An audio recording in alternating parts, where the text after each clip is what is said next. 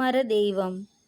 ഒരു കാലത്ത് ആൻഡ്രേ എന്നൊരു പുരോഹിതൻ ജീവിച്ചിരുന്നു. അദ്ദേഹം വലിയ ദൈവവിശ്വാസിയായിരുന്നു. അദ്ദേഹം എല്ലാ ദിവസവും ഒരു മരവിഗ്രഹത്തെ ആരാധിക്കുകയും ആ വിഗ്രഹത്തിനു വേണ്ടി ധൂപം കാട്ടുകയും ചെയ്തിരുന്നു. പക്ഷേ അവൻ വളരെ ദരിദ്രനായി തുടർന്നു. ഭാഗ്യം ഒരിക്കലും അവൻ്റെ വാതിലിൽ മുട്ടിയിരുന്നില്ല. പിന്നെ ഒരു ദിവസം കോപവും നിരാശയും കൊണ്ട് അവൻ മരദേവനെ തകർത്തു. അതാ അതാ പ്രതിമയിൽ നിന്ന് വലിയൊരു നാണയത്തുട്ടുകൾ പുറത്തേക്ക് വീണുകൊണ്ടിരിക്കുന്നു.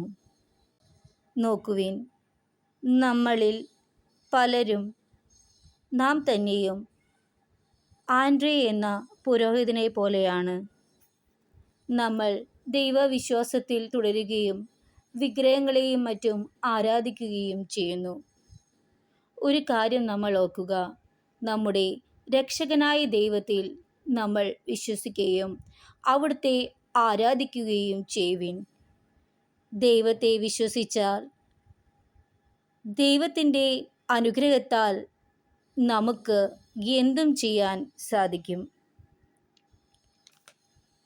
ആൻഡ്രേ എന്ന പുരോഹിതനെ പോലെ ആകാതെ സ്നേഹമയിയായ നമ്മുടെ പിതാവായ ദൈവത്തിൽ നമുക്ക് ആശ്രയിക്കാം. നമ്മിൽ തന്നെയും ദൈവത്തിലും നമുക്ക് വിശ്വസിച്ച് നമ്മുടെ ഓരോ പ്രവൃത്തികളും നമുക്ക് ചെയ്യാം. അങ്ങനെ നാം ഓരോരുത്തരിലും സന്തോഷവും ഐശ്വര്യവും ഉണ്ടാകും. ദൈവം നമുക്ക് വേണ്ടിയെല്ലാം നമുക്ക് തരും. Faith comes by hearing the word of God. Romans 10:17. നമുക്ക് ദൈവത്തിൻ്റെ ഓരോ വാക്കും നമുക്ക് ശ്രവിക്കാം.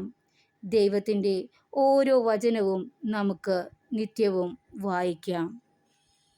അങ്ങനെ ദൈവത്തിൻ്റെ അനുഗ്രഹം നമുക്ക് ലഭിക്കും. By grace you are saved through faith. By grace you are saved through faith. Ephesians 2:8. എല്ലാവർക്കും നല്ല ദിവസം ആശംസിക്കുന്നു.